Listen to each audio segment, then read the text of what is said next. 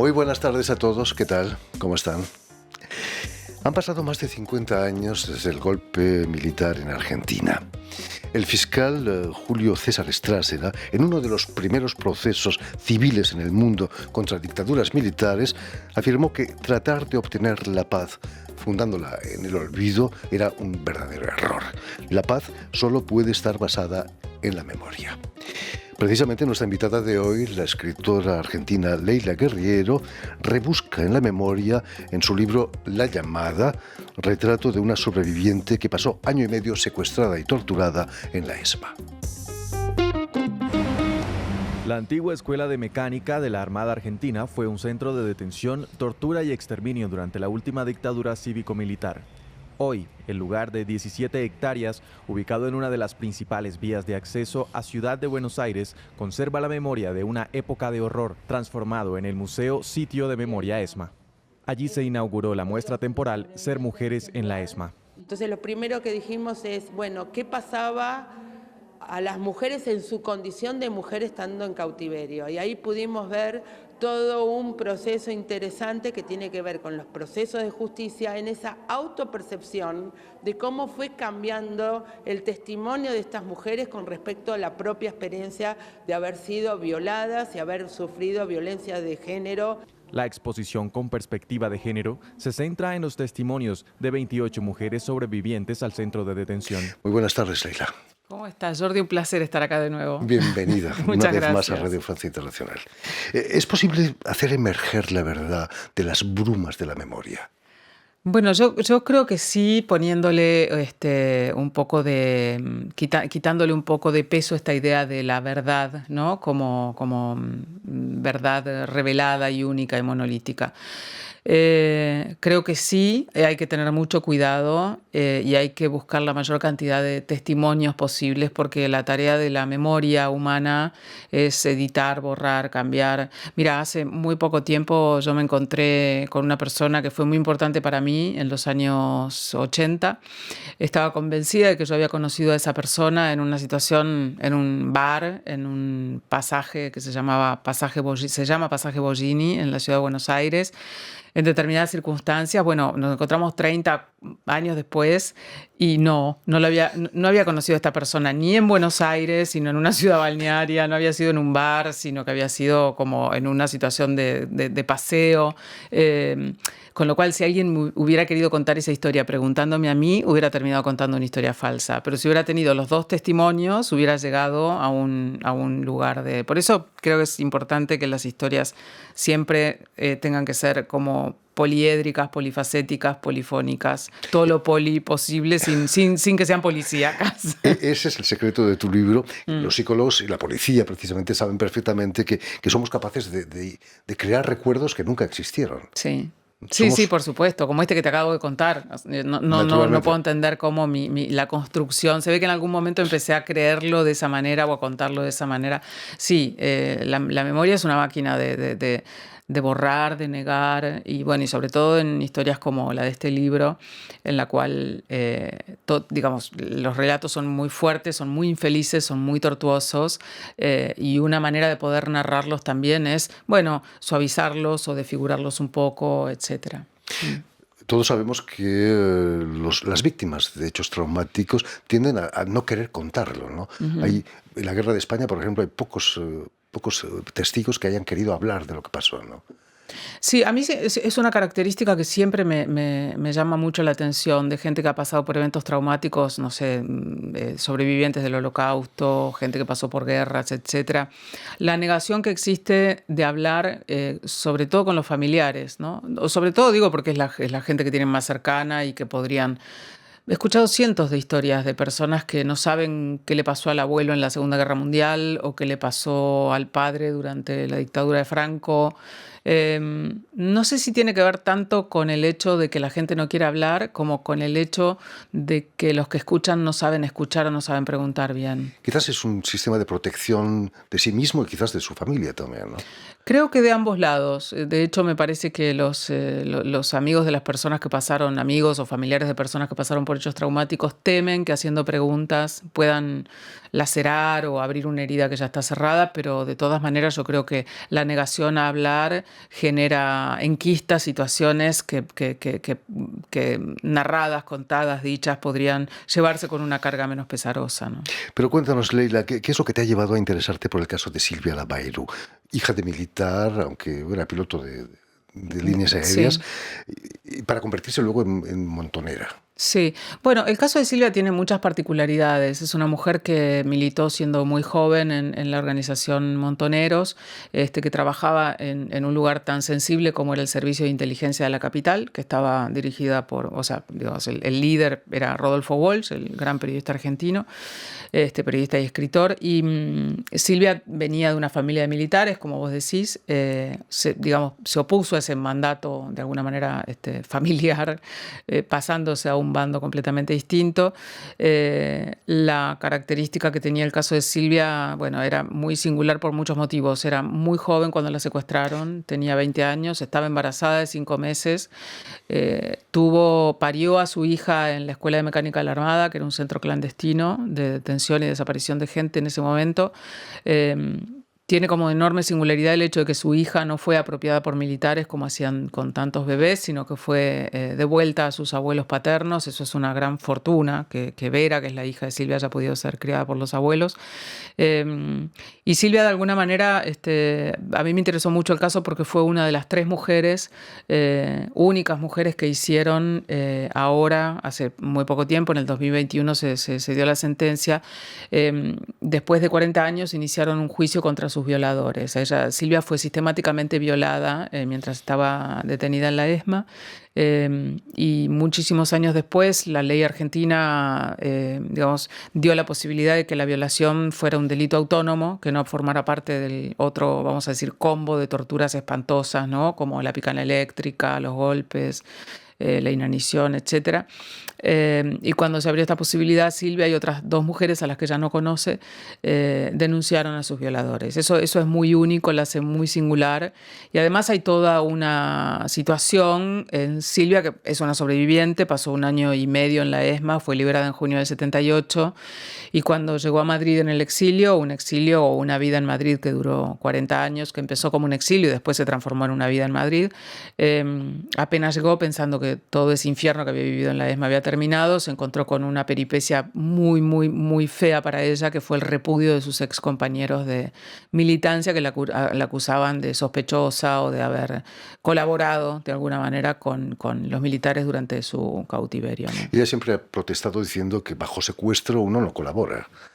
Bueno, primero que nada, no hay ninguna posibilidad de libre albedrío cuando está amenazada tu vida y está amenazada la vida de toda tu familia. Toda la familia de Silvia, incluida Vera, su hija, estaba controlada, vigilada por los militares que sabían, digamos, entonces ante cualquier acto díscolo, la posibilidad de que los mataran a todos, a ella incluida, o a todos y a ella no, lo cual era casi peor. Estaba incluida. No hay ninguna posibilidad de decir sí o no, o blanco y negro. Uno simplemente es un pedazo de carne que obedece lo que le dicen. Por otra parte, Silvia jamás entregó a ningún compañero, jamás en la tortura, no, estando embarazada y todo, no entregó a nadie. O sea que la idea de colaboración, etcétera, es una idea que en el caso de Silvia por lo menos está fuera de toda posibilidad. El hecho de ser hija de un militar de las Fuerzas Aéreas, quizás le ayudó de alguna manera eso. Creo que es muy difícil saber por qué cosas ayudaban a una persona que estaba en esa situación. Es muy difícil porque los comportamientos de los militares eran muy arbitrarios, muy caprichosos, muy imprevisibles, y creo que eso también era lo que de alguna manera garantizaba el pavor permanente, ¿no? O sea, nada garantizaba, tuvieras un padre militar, fueras mucha gente, digamos, con familiares militares fue aniquilada a las 2 horas de estar allí, o sea, no. Entonces, en Silvia se conjugaban una cantidad de cosas que podían jugarle tanto a favor como en contra. Como su belleza, por ejemplo, Sí. ¿no? Tenía unos bellos ojos azules. ¿Eso le ayudó? Sí, quizás? y una melena de leona y una juventud... Y 20 años. 20 años, ser una mujer muy... muy brava, muy valiente, cosa que, bueno, en un mundo de militares también resultaba atractivo, digamos. Creo que fue algo por lo que pagó. Su amiga Lidia Vieira siempre dice que pagó muy caro el precio de ser rubia y de ojos celestes allí, ¿no? Porque la belleza, por un lado, era algo que, bueno, como quizás se jugaba algo con los militares del orden de no destruir algo que consideraban bello, pero eso también la ponía en el lugar de todas las sospechas de sus compañeros, ¿no? Como alguien que podía utilizar su belleza para lograr algo a favor. Sobre todo era alguien muy inteligente, Sí. brillante, estudió en el colegio, entre El comillas, colegio, sí. como muchos de sus compañeros montoneros, ¿no? Incluso su marido, su actual pareja, también estudió en el colegio, ¿no? Sí, su actual pareja estudió en el colegio. De hecho, fíjate que se le dice el colegio, es el Colegio Nacional Buenos Aires, y todos los egresados del Colegio Nacional Buenos Aires lo llaman el colegio, como si no hubiera otro. Es un colegio público, dependiente de la Universidad de Buenos Aires, de enorme prestigio, y donde han salido realmente figuras que, bueno, por supuesto, después hicieron la universidad, pero es un colegio del que han salido personas que pasaron por ahí, tuvieron después premios Nobel, etcétera. Se hace con un examen de ingreso súper difícil, estricto, y sí, Silvia estudió allí y siempre se sintió muy orgullosa de haber pasado por el colegio, ¿no? Y en el colegio, de hecho, era un colegio y es un colegio muy politizado, con una fuerte militancia. Son alumnos muy aguerridos y tiene una enorme cantidad de desaparecidos durante la dictadura, bueno, precisamente debido a cuán involucrados estaban estos chicos, que si uno lo piensa eran chicos de 14, 15, 16 años. Hoy, en esta época en la que no creemos en nada y en la que nuestro mayor dios es TikTok, parece imposible que un grupo de cabros de 14, 15, 16 años hayan pensado que podían cambiar el mundo, ¿no? Pero así era. Increíble. Tu libro La llamada es un muy buen, excelente ejemplo de periodismo de investigación, sobre todo porque tus entrevistas las realizas en plena pandemia. Las mascarillas, los barbijos, como los llamáis en Argentina, Sí. Quizás podían enmascarar la verdad, ¿no? ¿No? ¿Tuviste problemas con barbijos? No, la verdad es que cuando la conocí a Silvia, que fue en abril de 2021, todavía en la Argentina por lo menos estábamos muy condicionados había que regresar a la casa a determinada hora, no se podía, los bares estaban cerrados, entonces los únicos encuentros eran en su casa y teníamos que vernos con la protección de la mascarilla porque no había vacunas. Digo, Silvia estaba en un programa de una vacuna alemana, CureVac, que finalmente no funcionó.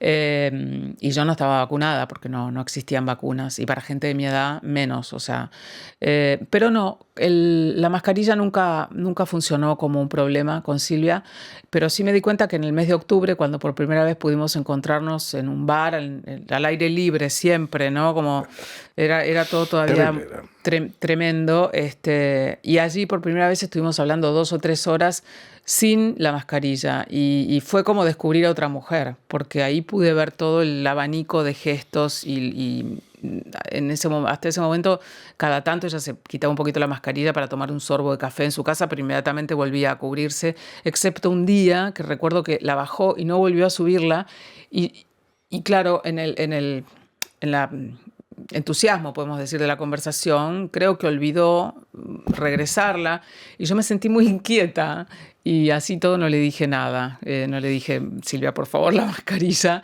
Pero bueno, no, fue un ratito nada más. Y cuando descubrí su rostro a pleno todo el tiempo durante 2, 3 horas en ese bar, fue como, wow, la veo distinta, pero no una mujer distinta en términos de que me hubiera ocultado algo, sino que ahí pude ver todo el abanico de emociones que puede desarrollar un rostro desnudo, ¿no? La entrevistaste muchos días. Sí. ¿Cómo fuiste recibida en su apartamento ahí en Buenos Aires, donde su compañero tenía la consulta de psicoanálisis? No, eran 2 departamentos. Uno en el que vivían y su compañero tenía y tiene la consulta de psicoanálisis unos pisos más arriba. Entonces, ¿Te llegó a saludar su compañero? Sí, la verdad es que se portó con el libro de una manera muy noble, a pesar de que, como dice el libro, él no quería que yo lo escribiera, pero fue defensor del libro después que el libro se publicó, y creo que fue muy, muy noble. Yo no tenía problemas con ese rechazo tan explícito, me parecía un rechazo muy sincero. Él estaba convencido que la que tenía que escribir el libro era Silvia, y me parecía muy sincero también de parte de ella que me dijera que su compañero no quería que estuviéramos haciendo esto, y ella seguía adelante a pesar pesar de todo. Pero me recibió muy bien, por supuesto. Es un departamento que en un piso muy alto. Las primeras entrevistas empezaron justo cuando empezaba el invierno, con lo cual no solo estábamos con las mascarillas, sino también con la ventana del balcón abierta, muertas de frío. Y una sola vez subimos al estudio al consultorio de su compañero para hacer una entrevista porque había gente en la casa y no se podía hacer la entrevista allí. Y bueno, ese fue el único día que nos prestó, digamos, el consultorio un rato para hacer las entrevistas. Hablando de la memoria, estos recuerdos, la pandemia sucedió hace 5 años y tenemos tendencia a olvidar lo que pasó eso, ¿no?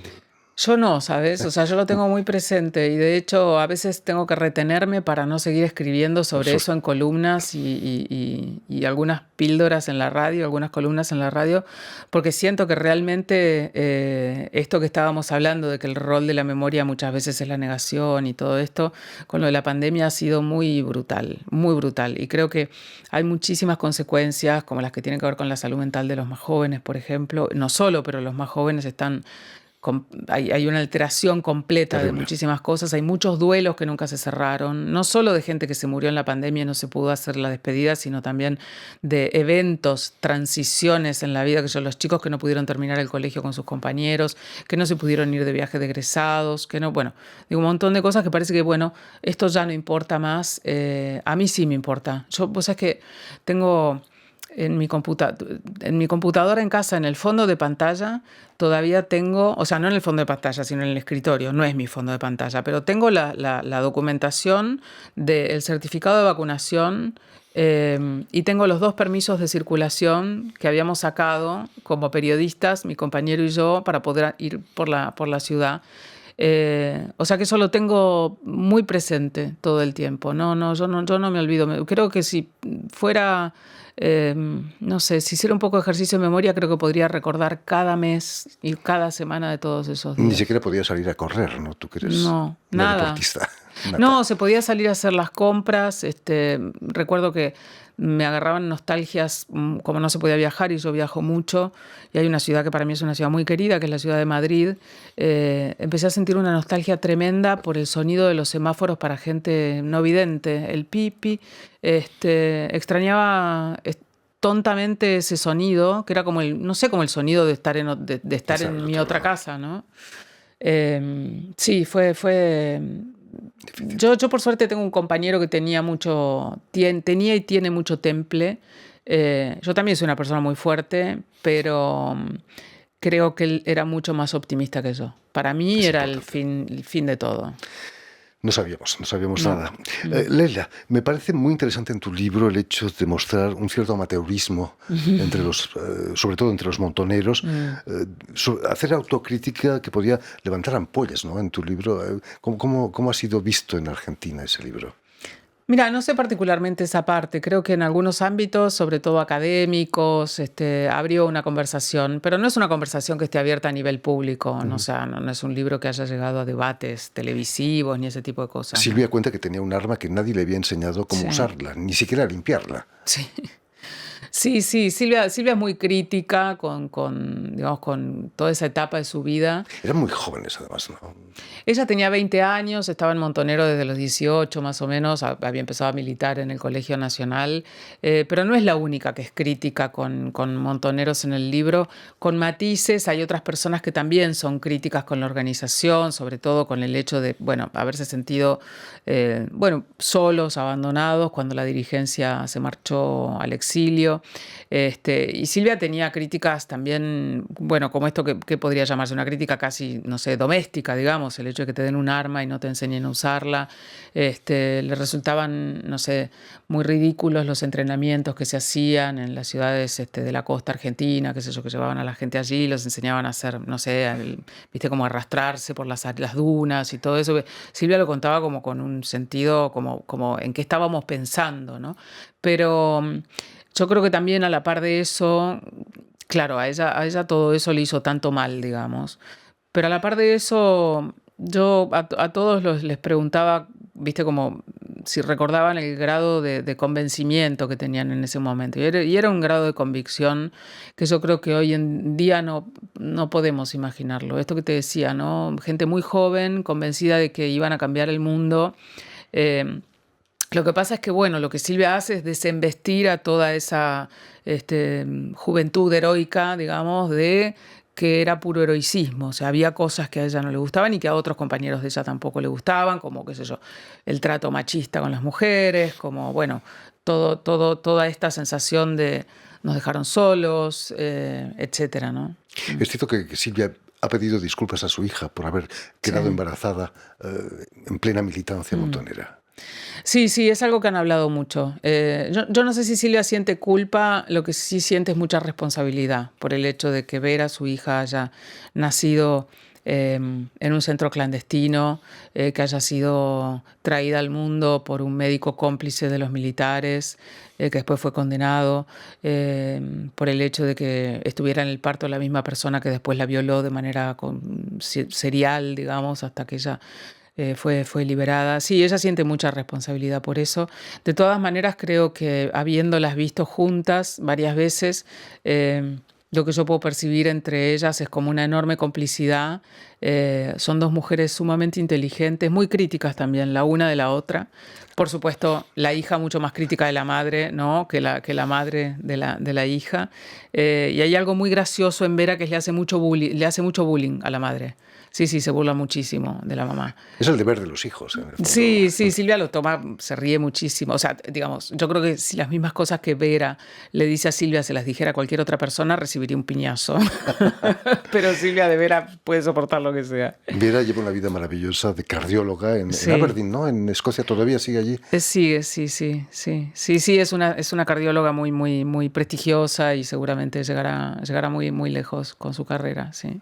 La tiene muy contenta a su madre y, bueno, David, el hijo que Silvia tuvo luego, varios años después, con su marido, Jesús, etcétera, también se dedica al canto y, bueno, tiene dos hijos que son como muy preciosos para ella y creo que son muy buenas personas los dos.